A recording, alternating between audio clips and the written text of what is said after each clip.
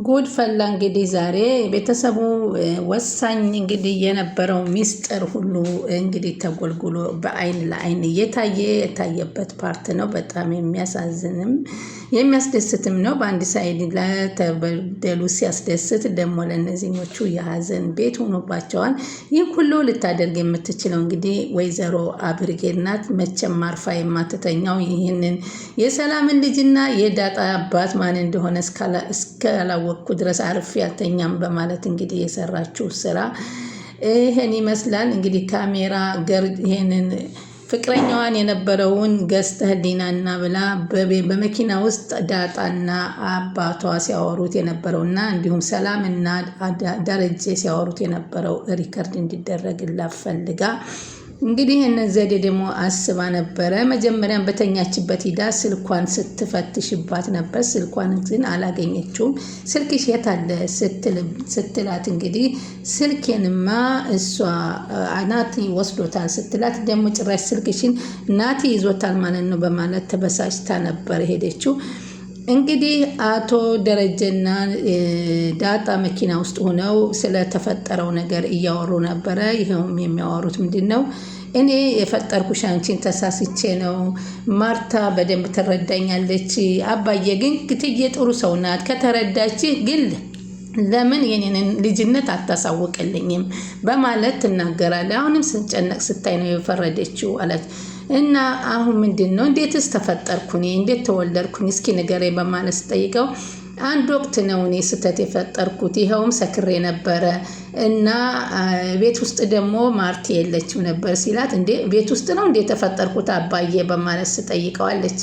እሱም ደነገጠና አይ አይደለም ሰክሬ ወጥቼ በጣም ስመኛት የነበርኳትን ልጅ ነበረ። ሁልጊዜ መኛት ነበረ። ግን እኔ ውርደታም ነኝ ሲል እኔ የውርደታም ልጅ አይደለም ውርደታም አትበል በማለት አንቺ በእኔ ጣጣ በጣም እየተቸገርሽ ነው። እናትሽን ተነጠቅሽ፣ እህቶችሽን ፍቅር ተነፈግሽ፣ ሰላም አጣሽ፣ ቤተሰብ ሁነሽ እንደ ባዕድ ታየሽ።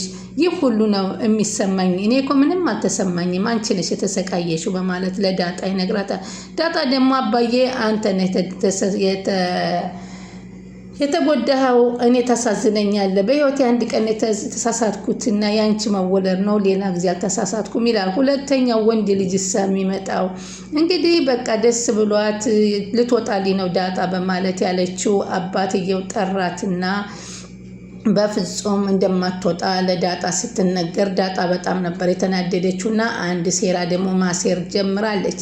ይህ ሴራ ምንድን ነው የሚለውን አብረን እንመልከት። ሰላም ወደ ቻናል የተከታታዮች ሰላማችሁ ይብዛልኝ። ለቻናል አዲስ የሆነ ሰብስክራይብ እያደረጋችሁ ተወዳጁና በጉጉት የምንጠብቀው ዳጣ ቀጣይ ፓርት መጥቷል ማለት ነው። በዚህ ፓርት በጣም የሚያሳዝንም የሚልም አለ። እንግዲህ እስኪ እናንተም እኛም አብረን እንየው። አሁን በዚህ እንግዲህ ወይዘሮ ዳጣ እንግዲህ ከቤት ከክላስም ሂዳ ናታል ጋር ጭውውትና ወሬ ለመጀመር ፈልጋ ውሃን ሂጂና ዳጣ ናታል ክፍልና ይብላሻል ብለሽ ጥሪ ትላታለች። ውሃ ምንም የምታውቀው ነገር የላትም። ናቶሎ ትፈልጋለህ በማለት ጠራችና አለቻት ማለት ነው። ከዛ እሷ ምንድነው ለምንድነው እኔ ምን ስህተት እሰራለሁኝ? ስህተቴ ምንድነው? እረመኝ እስቲ። ለምንድነው የማትወዱኝ? ሁላችሁም ትጠሉኛላችሁ እያለች እየነገረችው እንግዲህ አንቺ አንድ ነገር ሙጭጭ ካልሽ አትተይም። ችግርሽ ይሄ ነው። እናንተ ስልካችሁን አጠፋችሁብኝ፣ ስትሳሳሙ ደግሞ አይቻችሁ ካዳችሁኝ። ስለዚህ አዝናለሁ፣ ምንም ማድረግ አልችልም። እሺ አሁን እቅፍ አድርገኝና እዝነትን አስተዛዝነኝ ስትል ዳጣ በር ላይ ሆና ምን ለምንድን የጠራኝ? እሷን ውስጥ አስገብቶ ነው ወይ ትላለች። ናቲ የጠራት መስሏት፣ ናቲ ግን አይደለም ኤቢ ያለች እንደተጠራው በሚል ለምን ይህ ነገር እንግዲህ ኤቢ ናት ያደረገችው ማለት ነው በማለት ዳጣ ማምና በሩን ከፍታ ስትገባ ሲሳሳሙ ስታያቸው እያጽናናኝ እኮ ነው አለቻት ማለት ነው። እና አንቺን ግን ምን ልታደርጊ መጣሽ ዳጣ ብሎ ናቲ ሲጠይቃት፣ እንዴ ውሃ መጥታ እዛ ክፍል ትፈለጊያለች ስላለች ነው ስትል የእሷ ሴራ መሆኑን ተገነዘበና በጣም ጠላትና ውጭ ከዚህ አልፈልግሽም በማለት እንግዲህ ያባረራታል። ዳጣም ስለተረዳች በሱ አልተቀየመችም። የእሷን ሴራ መቼም አታጣውም ነበርና በዚህ ምክንያት እንግዲህ እንዴት እየተባባሉ ግቢ ውስጥ ቁጭ ብለው አውቃት አኮርፈዋለች። ለምንድን ነው ያኮረፍሽኝ እያለ ስጠይቃት የሰራውን ስራ አንተ ለማንም አትረባም፣ እኔ ደግሞ አንተ ትሆነኛለህ ብዬ እንደዚህ መሆኔ በጣም ይቅርታ አድርጊልኝ እሺ አለ።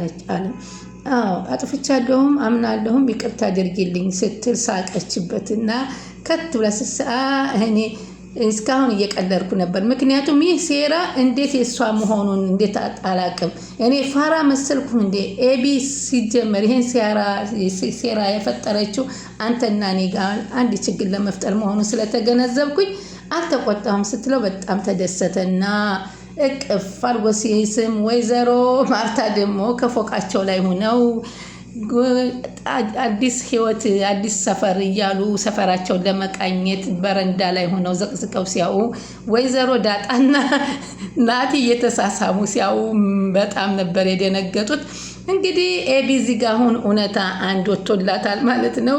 እነሱ ምንም ያወቁት ጉድ የለም። አይተው በጣም ተገርመው ቀጥ ብለው ገቡ ማለት ነው። ይህንን ደግሞ ያናደዳት እንግዲህ አርጁን ፈልግሃለሁ ና ቶሎ ብላ ስትጠራው አርጁ ደግሞ ደስ ብሎ ጠራችኝ ብሎ በጣም ተደስቶ ሲመጣላት ካሜራ ፈልገህ ግዛልኝ አለችው። የምን ካሜራ? መኪና ውስጥ ተገጥሞ የሚቀርጽ ካሜራ አምጣልኝ ስትለው እሱ ደግሞ እንደው ምንም ነገም ዛሬ አላለም ከች አድርጎ ይዞላት መጣና ቀፈኝ ስትለው ወግድ ደግሞ ምን ትመስላለህ ብላ አንቺ ለጥቅም ነው የምትፈልጊኝ፣ ቆይ ታገኛታለች በማለት እንግዲህ እሱም ዝቶባት ካሜራውን ሰጥቷት ይሄዳል። አሁን በዚህን ጊዜ እንግዲህ ካሜራ መኪና ውስጥ ትወርድና ከአቶ ደረጀ መኪና ላይ ተረክበዋለች።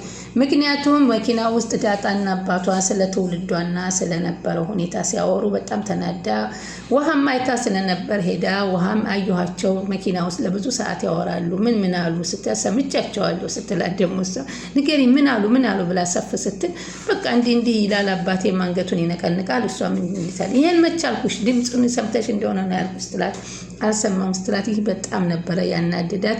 እዚህ ላይ አንድ ነገር ማወቅ አለብኝ። ምክንያቱም ዳጣን ከኔ የበለጠ ይወዳታል። መኪና ውስጥ ሁልጊዜ ያዋራታል። ምን ሲሆን ወይንም የሆነ ነገር ይዛበት የምታስፈራራው ነገር አላት ወይንም አንድ ምክንያት አለ። ይህ ምክንያት እንደምንም ብሎ ማወቅ አለብኝ አለችና ካሜራዋን መኪና ውስጥ መግጠሟን ለወይዘሮ ማርታ ትነግራቸዋለች። ወይዘሮ ማርታም እንግዲህ አይደለም የዳጣንና የደረጀን ብቻ ሳይሆን የሰላምንና የደረጀን ሚስጥር ማወቅ ስለምትፈልግ እንግዲህ ከዛ በኋላ ካሜራ ተገጥሞ እያለ ደረጀ ዛሬ ፍሪ ከሆንክ እስኪ ባክህ ጤና ጣቢያ ቀጠሮ አላትና ይዘሃት ሂድ ትለዋለች ማለት ነው ሰላምን። ምንም ችግር የለም ግን አንቺ ለምን አትወስጃትም ሲላት አንተ ውሰዳት አለችው እና አሁን ተዘጋጃጅታለች ወይ ሲል አዎ ተዘጋጃጅታለች ብሎ እንግዲህ አገራማን ነው ብሎ አቶ ደረጀ እንግዲህ መኪና ውስጥ አስገብተው ማነው ስሟን ሰላምን ይዘው ሄደዋን። እንግዲህ ሰላም እንግዲህ ምንም ነገር የለም እዚህ ቤት ውስጥ ብላ እንግዲህ የምትለውን ሁሉ ሪከርድ ተደርጎ ጉድ ፈላ በሉ። አሁን ነው እንግዲህ ዳጣ አብርጌድ ጉዱን ያፈላቸው አሁን ነው። ይህ ነገር ምናልባት ለዳጣ ትክክለኛው ሰዓትና ለሰላምም ትክክለኛው ወቅት ነው ብዬ ነው የማስበው። ለወይዘሮ ማርታ ግን አስጨናቂው ሰዓት የሚባለው ነው 11ኛው ሰዓት የሚባለው ነው። አሁን በዚህ ጊዜ እንግዲህ ልጅ እኮ ልወልድልሽ ነው መቼ ነው የሚወለደው ያንቺ ልጅ እያለች ትጠይቃት ነበረ።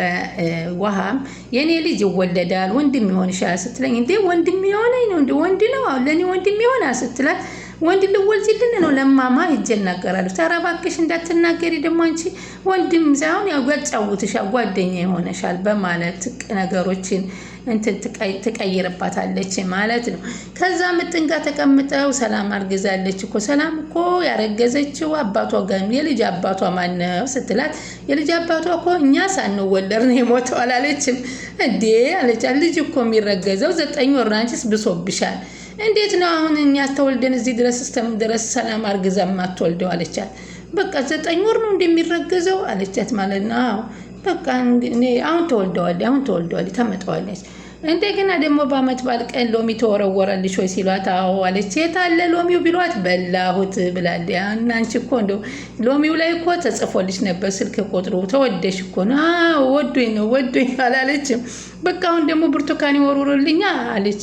ብርቱካን ምን ልታደርጊው ነው ብትላል በላው አለች ማለት ነው። እንግዲህ አቶ ደረጀ በሰሩት ስህተት በጣም ሊታረሙ የማይችል ስህተት የሰራሁት ነው እያሉ እየተቆጩ እየተናደዱ ነው። እንግዲህ ምንም አይነት ስህተት አይታረምም፣ ይሄ ወደኋላ አይመለስም። እኔም በጣም ከሞት የማይተናነስ ስራ ሰርቻለሁ እያለ እየቆጨው ነው። አባዬ ግን እንዴት ተሳሳትክ? እንዴት ያን ቀን ምን ሆነህ ነው? እንዴት እኔ እንዴት ተፈጠርኩ? እንዴት ተጸነስኩ? እንዴት ተሳሳትኩ? የሚለውን ስጠይቀው እየደጋገመ ማስታወስ ጀመረ። እና እንግዲህ እሷም ናዳ እቺ ማነች አብርጌድም ከክፍል ገብታ እና እናቷን ለመደበቅ ስትፈልግ ልብስ አንቺ በእኔ ተንገላታሁትና ሰወልድና ተንገላተትኩን ሳውቅ እናትሽን ትረጂ ነበር። አንቺ ግን እኔ እናቴን አትረጅሽም በፍጹም። አንቺን ሰወልድ የተንገላታሁትን መንገላተት እኔ ነኝ የማውቀው እያለች ነው። ምክንያቱም እንግዲህ ዳጣ ከሌላ እንደተወለደች ነው። ሚስጥሩን ሁሉ የተደባበቀው ነገር ይወጣል።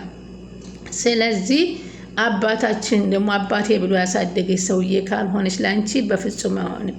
እኔ አባትሽን አንድ ቀን ቀጥ ብለሽ ብታዩ አንገትሽን ቆልምሜ ነው የምወረውርሽ። አባትሽ ያለው ነገር እዚህ ቤትስ ይፈጸማል። አንቺን ወልጄ እዚህ ለማድረስ የተንገላታሁት መንገላታት እኔ ነኝ የማውቀው። ሰማሽ? ትሰሚያለሽ? ይገባሻል? እኔ ዛሬ ገለመጥሽ ማለት ሁልጊዜ ያስታወስ ስትጸጽቺኝ ትሆነሽ። ሁለተኛ ቀና ብለሽ እኔ እናትሽ እንዳታይኝ አንቺ አዋራጅ ብላ ዛሬ መጨረሻ ተሳድባለች ማለት ነው ወይዘሮ ማርታ። እሷም ይቅርታ አይደል ብላ ጠይቃለች። ነገርኩሽ። ከዚህ በኋላ ትልቅ ማስጠንቀቂያ፣ ከዚህ በኋላ አቶ ደረጀ የሚወስንብሽ ውሳኔ ይወሰናል። እኔ ማንንም ከደረጀ ባንቺ ምክንያት ስጣላ አልኖርም እያለች እንግዲህ ትክክለኛውን ሰዓት እንግዲህ ለብርጌድ ነግራታለች። ብርጌድ ግን በፍጹም የምትመለስ ምክር የምትሰማ አይደለችም በምንም ተአምር። እንግዲህ አሁን ትልቁ ሰዓት ደርሷል። ያ ቪዲዮ ከተቀረጸ ሲመጣ ነው እንግዲህ ሁሉም ሚስጥር ውጥጥት የሚለው። ወይንስ ሲገቡ ያ ካሜራው ድቅ ብሎ ሳይቀርጽ ይቀራ? ምን ይታወቃል? አቶ ደረጀ መኪናውን እንዲነዱ ሲገቡ ላይ ነው እንግዲህ የሰካችው፣ ወይ እዛ የሰካችበት ቦታ ወይ ቃወጣለሁ ብሎ አቶ ደረጀ ከከፈተውና ካሜራውን እዛ ውስጥ ካገኘው አለቀላት ወይዘሮ ብርጌድ። አይ ተቀርጾም ከሆነ የቤተሰቡ እንግዲህ 11ኛው ሰዓት ደረሰ ይባላል። ስለዚህ ቀጣይ በጣም ያጓጓል። እስከምንገናኝ ሰላም ሁኑልኝ። እስከዛው ላይክ ሼር እያደረጋችሁ ይጠብቁን።